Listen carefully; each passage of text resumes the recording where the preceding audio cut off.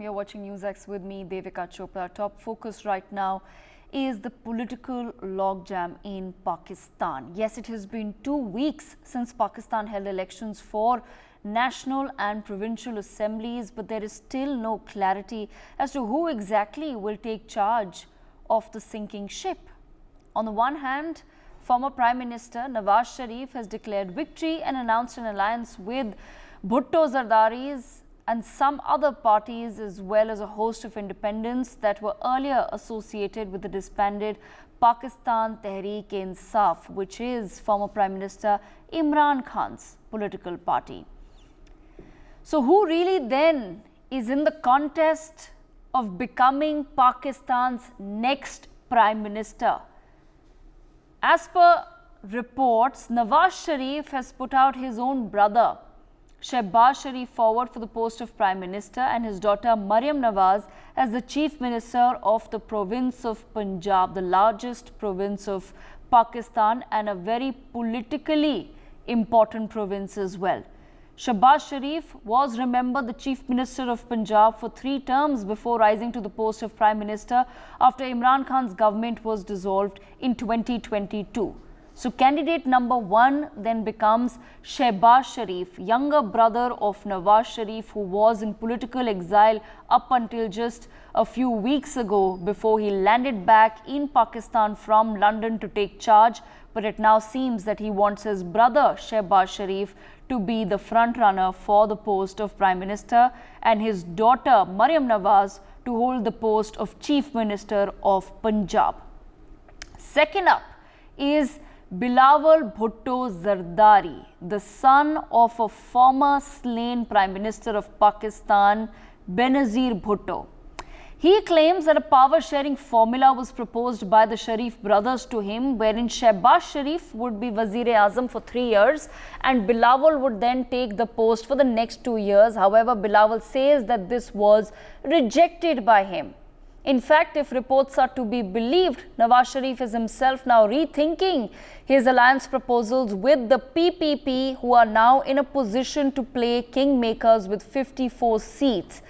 Bilawal Bhutto may have rejected the post of Prime Minister for himself, but it seems that he wants to use his position as kingmaker to prop up his own father, Asif Ali Zardari, for the post of President of Pakistan. Bilawal says that I will only become Prime Minister of Pakistan if the people in fact elect me, but he is using his position in the political fields of Pakistan right now with his 54 seats to prop up his father for the post of President. Remember, Asif Ali Zardari has been a former President of Pakistan. Third up, of course, is Imran Khan, who himself happens to be in jail behind bars. His party has been disbanded, but his candidates as independents have won the most seats in the National Assembly by far. He has announced that PTI Secretary General Omar Ayub Khan, the grandson of former army dictator General Ayub Khan, will be PTI's pick for Prime Minister. The son of PMNL leader Gohar Ayub Khan, Omar has held various ministries under Imran Khan's premiership between 2018 to 2022. His grandfather, of course, was the self-appointed dictator General Ayub Khan, who ruled over Pakistan from 1958 to 1969 after a military coup. In all of this, who then is winning Pakistan becomes extremely unclear.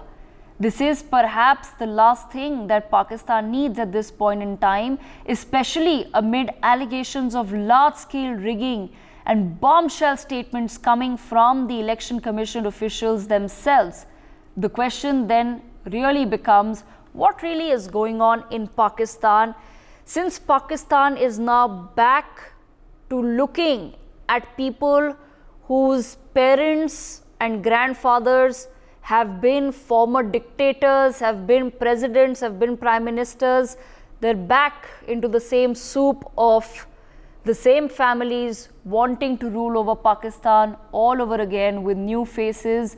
Are these then the leaders that Pakistan needs right now and what really will happen. Is a re-election because of the rigging charges on the cards or not? We take this entire conversation forward. I have with me on the broadcast several guests with us on the broadcast right now. Ambassador Mahesh Sachdeva, former diplomat. I also have with me Amjad Ayub Mirza, Pakistan and PUK human rights activist, and Gautam Mukherjee, senior journalist, also with us on the broadcast. Let me begin this conversation with Ambassador Mahesh Sachdeva, if I can. Ambassador Sachdeva, it's been very unclear, sir, the decision in Pakistan right now. PMNL was hoping that somewhere with the support of the PPP, they will be able to propel Shahbaz Sharif back into the position of Prime Minister. They were dangling that carrot before Bilawal Bhutto that, listen, you become Prime Minister after 3 years. That's probably not working out for them. And amidst that, sir, come these massive allegations of poll rigging, especially by Imran Khan and his party candidates. Several foreign nations have also now spoken out and said that the Pakistani people have the right to free and fair elections. Amidst all of this and the poll rigging allegations that have been made by the Rawalpindi election commissioner, sir, do you feel somewhere that Pakistan could be heading towards a re-election? Difficult to say at this stage, Devika ji. I think the musical chairs in Pakistan are being played to a rancorous music, and I think it's a bit unpredictable, uncharted territory as of now. But all of them have their own baggage to carry. Shahbaz Sharif's prime ministership earlier, after Imran Khan was thrown out, was marked by high inflation and price rises and IMF dictated reforms, quote unquote, which made him very unpopular. And his return would have issues. Bilawal Bhutto and Asif Ali Zardari, the father, both have their own baggages. Yes. Mr. Zardari Sr. is known with the sobriquet of Mr. 10%. He is also accused of killing Murtaza Bhutto and so on and so forth. He was on a death row for some time. As we know, his term from 2008 to 2013 as President of Pakistan was ignominious. And to come back to the third partner, the unstated shadow of Imran Khan, last has not yet been heard of him. Pakistan's history in recent times is replete with people alternating from jail to presidential or prime minister's house. Yes. This may yet happen. So today, fifth round of talks between PPP and MNL, Muslim League Nawaz, is going to take place, which would be quite crucial. Of course, the noises about election having been rigged, including the election commissioner resigning and another candidate saying that he doesn't deserve to have won the election because the election was rigged, convert no one. People who have suspicions about Pakistan's elections credibility would continue to believe that these were flawed. The other side would continue to believe that these elections were the only way Pakistan could gain stability. Right. Now, the Pakistani economy has been passing through a very bad patch despite $3 billion IMF loan facility being extended, which is going to expire next month. So the Chinese debt diplomacy of the corridor, Pakistan-China economic corridor, has been disastrous for Pakistan. Yes. Many of the projects have not taken shape. They have not started repaying back the loans and the money invested in Pakistan on high credit rating. Okay. So this is all a bit of a bad news. And people who had thought that the election would produce some way out of this morass are likely to have to wait a bit longer. Right, right. Ambassador, I'll come to you in just a moment. Amjad Ayub Mirza, let me bring you into the conversation. I want to understand from you, why does a Bilawal Bhutto reject then a proposal of becoming Prime Minister for even 2 years and instead wants to use whatever advantage he has had in these elections to push his father forward for the post of President? Well, this is bargaining. They have agreed that Prime Minister will be, if things go forward as they desire, will be Shehbaz Sharif, and Bilawal's dad would be the President of Pakistan. Now, Bilawal People's Party, let's not say Bilawal Bhutto, basically People's Party is not willing to have their own Prime Minister candidate, even if the coalition agrees to that, because where are they going to fetch $24 billion till June April this year to pay for the the debt servicing and all that. Plus, as the ambassador has said, that Pakistan is going through a very, very tumultuous times in economic terms. There are big challenges in front. And as Deepika, you in your introduction mentioned that Pakistan seems to be a sinking ship. Now people are looking for lifeboats. Yes. And the ship has sunk. There is no way Pakistan can be salvation. There is no way out. And this is one of the reasons that there is no consensus among any of the political parties to form a government. They all want to sit in the opposition. Tehreek-e-Insaf claims they have 180 seats. Then the Rawalpindi commissioner came out and he said that he has supervised rigging in 30 National Assembly seats and various provincial assembly seats. So things are in dire situation right now. Okay, all right. I'll come to you in just a moment. I want to bring in Gautam Mukherjee as well. Gautam Mukherjee, I'd like to understand from you, just generally, how does a Bilawal Bhutto then sound to you as perhaps the next Prime Minister of Pakistan? And why do you feel that he would, like I said, the same question to Amjad Ayub Mirza, the one that I posed, why is he not accepting that offer for himself, and instead the PPP wants to push Asif Ali Zardari back into the post of President of Pakistan? Well, the PPP has about 54 seats to about 70 something for Nawaz and Shahbaz. And so it would be rather fraught if he were to be Prime Minister, because he can be toppled at any time by his coalition partner. To put Zardari in as president would be a more stable arrangement for the PPP in the portals of power as it stands.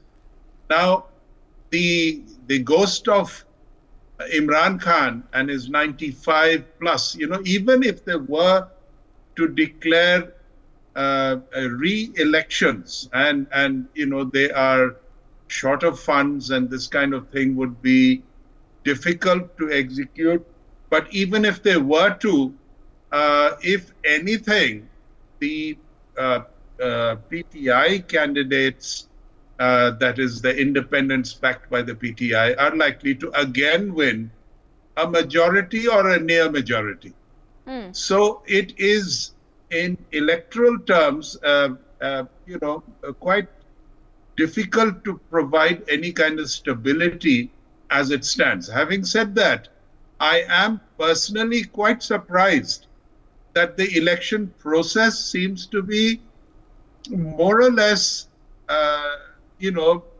sort of a real election process. Normally, rigging of this sort lands up with 90% plus in favor of the candidate that the army yes. is predestined. So I sort of thought that Nawaz Sharif would get 98.8%. You remember this kind of thing happened under the last dictator of Pakistan. He gave himself 98%.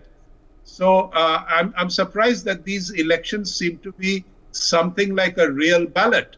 Interesting, But- because I had the same thought as well, Gautam. Interesting that you pick it up as well, because I thought, it is strange the fact that Imran Khan, without having a party and just pushing his independent candidates, has actually managed to win the maximum number of votes. It's not enough for him to form a government, but it is quite interesting. But do you somewhere feel that then these votes for the PTI in these elections is in fact, as many are saying, a signal to Pakistan's military establishment of a very genuine growing unrest and unhappiness amongst people on the ground?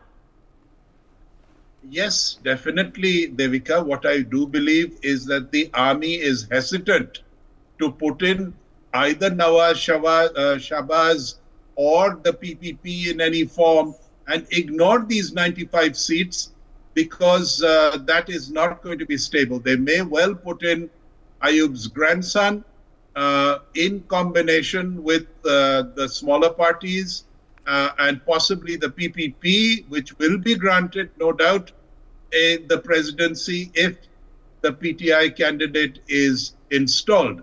And if that happens, it won't be long before Imran is out of jail. After all, the charges on which he has been put in jail are downright flimsy and very suspect. That is in keeping with what you expect from Pakistan. But this election is quite, impressive. And in that sense, I think you would get Imran Khan out. Now, there is a role of apparently, allegedly, the United States in the ousting of Imran Khan.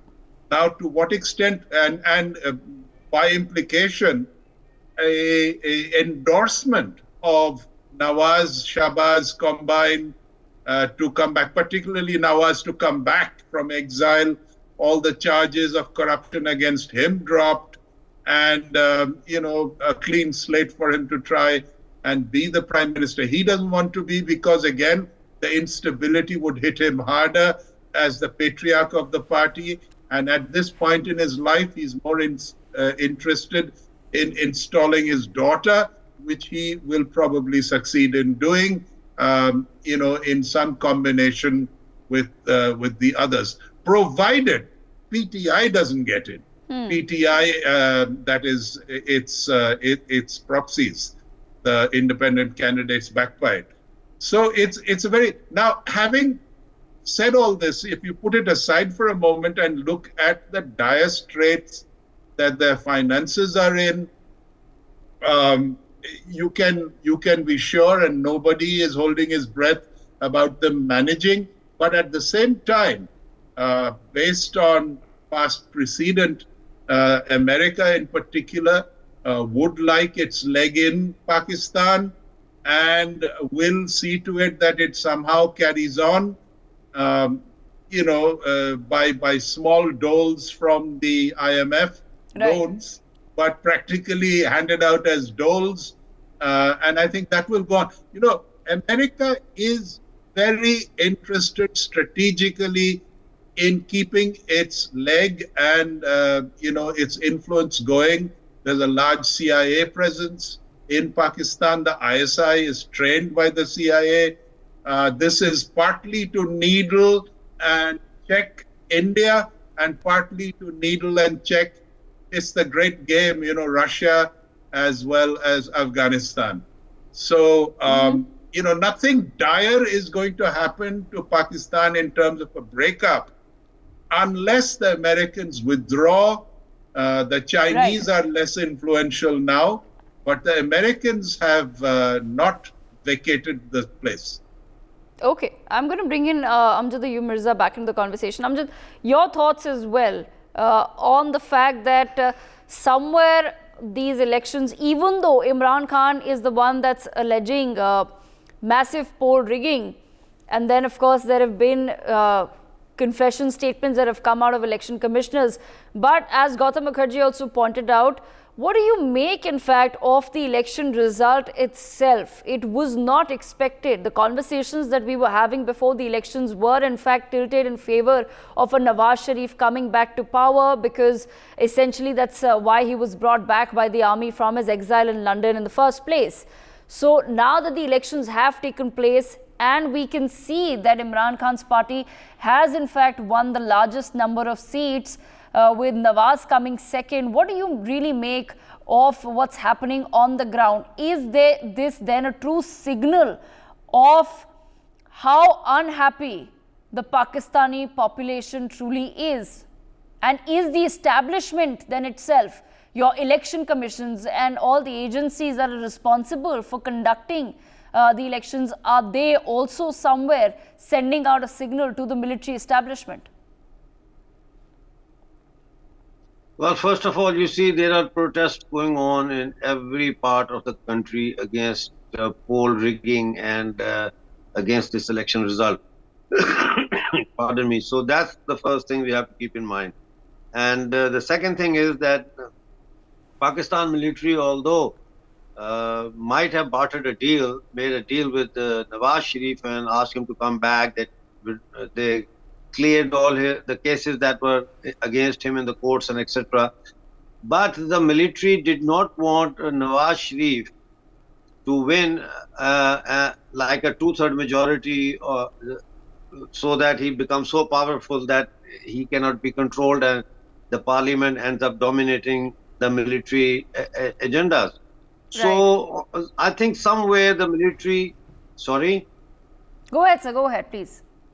Yeah, somewhere the Pakistan military miscalculated, and they also misread the public opinion and the trend of the voter. And they did try, the more they tried to suppress the Imran Khan's party by not issuing them the election symbol, by not allowing anyone to contest under the PTI banner, and make them all independent candidates, which means that every candidate had a different election symbol. The more they tried to block the way for the PTI, the more the PTI voter became determined to come out and vote. On the other hand, I think that the Muslim League voter did not turn out in droves, in massive numbers. That has also affected. And therefore, this is like a election in which no one apparently has even a simple majority to form a government. Even if they form a coalition, it will be a very weak coalition, and that is why on the third day after the elections, Pakistan People's Party backed out and said, we are not going to sit in the cabinet, we are going to support you from outside. Now, what is the future? When situation is so bad, there are only two ways out. One way is, I mean, three ways to be realistic. Number one is that they negotiate some kind of settlement with Imran Khan, which they are trying to. And recently, few days ago, Imran Khan said that... Mirza, when we say they, who does that mean? Who is trying to then strike? The military. The military strikes a deal with Imran Khan.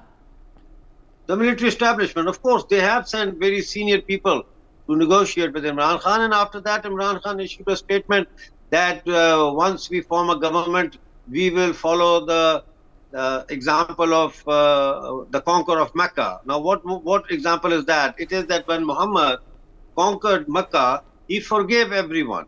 Okay. And the commander of Mecca became a Muslim, and he was made a commander again.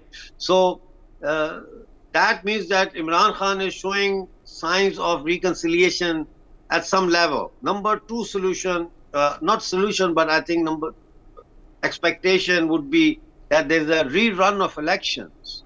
They announced that these elections are too controversial, and we are going for another election, and the caretaker government continues. And if the caretaker government continues, then they will be negotiating with IMF, and they will just agree to anything the IMF says, because they are not accountable to anybody. The third scenario is that Pakistan opens the Kashmir front. I am really, really worried about that. that Pakistan might do some kind of adventure on the line of control in Jammu and Kashmir and provoke India to retaliate and then create a kind of an emergency situation in the country, impose emergency, take everything under their control. Still, they will be caretaker government, but they will be just a face. And the back military Right. will then, yeah, this is a Okay. way, because war is one of the solutions, not solutions, but one of the escape routes that the That the military could military might take in under the exercise. circumstances, which would be devastating for the region. Okay, Ambassador Sachdev, I'm going to end this conversation with you, sir. I just want to understand your thoughts as well. Do you feel that these elections have been a big signal to the Pakistani military? Like I said, not just from the people who we've been seeing for the past few years now protesting on the streets, running after those trucks of food and trucks of essential commodities, not just that league of people in Pakistan, but from officials and administration themselves, from the elite in Pakistan who may have earlier been voting for the PMLN or the PPP, who may have shifted their vote to independent candidates of Imran Khan. And what do you make of Amjad Ayub Mirza's assessment that it could possibly, the political logjam could possibly result in the Pakistani military doing some sort of a misadventure against India, which Bilkul, could bilkul. possibly result in the military then taking over the country once again? I think all these scenarios are fraught with their own risks. India is going to have an election as well, and no government in India would take such an adventure from Pakistan lying down. The negotiating room is zero as far as national security and national sovereignty is concerned, much less than it was at Pulwama or earlier at Kargil. So that has to be a suicidal move if it happens. But then Pakistan's armed forces have their own logic, which is not, which they may pretend to be the nation's last arbiter, but then their own self-preservation instinct is fairly strong. And I dare say that the current situation does not bother them. I think weak political situation serves the interest of Pakistani military. They Right. continue to blame it on the politicians for having created such a big mess. They continue to have their own sinecures. And my own take would be that a bit of political instability in the country keeps them in charge and keep people looking at Pakistan military as the ultimate arbiter of country's destiny. Okay. Also would depend on how the foreign benefactors of Pakistan look at it. Now, Saudi Arabia or Emirate are one of the two countries that have bankrolled Pakistani economy in past, are not in mood to continue in doing so.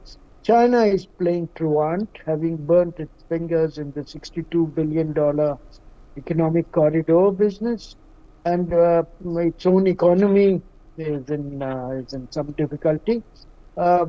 America has its own hands full, so Pakistan is pretty much on its own, and therefore I would be very surprised if any misadventure is to be launched. Okay. And to me, the current situation appears to be Pakistani military's own making, and they might feel that it serves their interests. Right. Absolutely. I've run out of time, but I thank all of our experts and panelists for joining us to take this particular conversation on our neighbor. For more such videos, subscribe to the NewsX YouTube channel, hit the bell icon.